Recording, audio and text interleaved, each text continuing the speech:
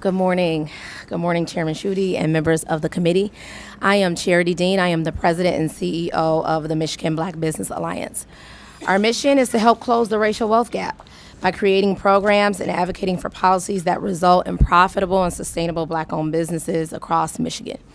We are a 3-year-old organization with nearly 2,000 members across the state, and we're growing every day.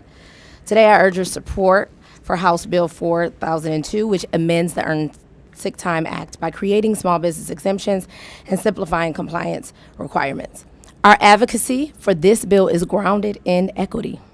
Equity acknowledges that small businesses, and particularly Black-owned ones, do not operate with the same resources and opportunities as larger ones. Subjecting them to the same regulatory standards ignores their disparities and risks, and it challenges our economy. Black-owned businesses are significantly more likely to face loan denials or receive smaller loans compared to other businesses.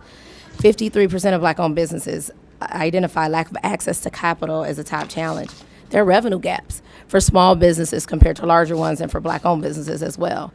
They generate an average of $58,000 in average revenue compared to $546,000 for white-owned businesses.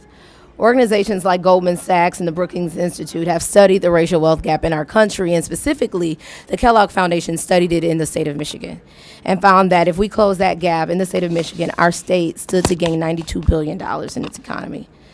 Additionally, small businesses and many of our members lack the dedicated compliance teams and HR necessary to navigate the complex regulations.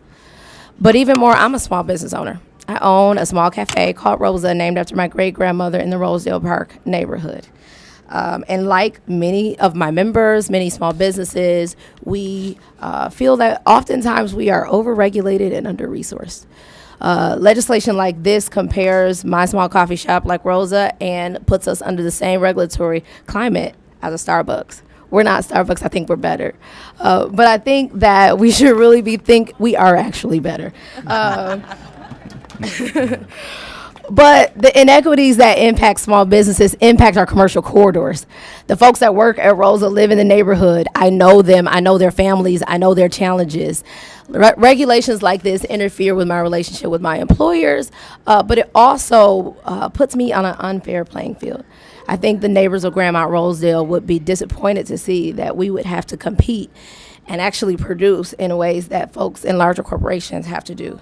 And so we're asking you to support this bill, because the good news about the bill is that it doesn't eliminate the workers' rights, but it does something that I think even the opposition cares about, which is it brings equity to the process. So thank you. Thank you very much. I look forward to visiting Rosa sometime. So thank you. Brian.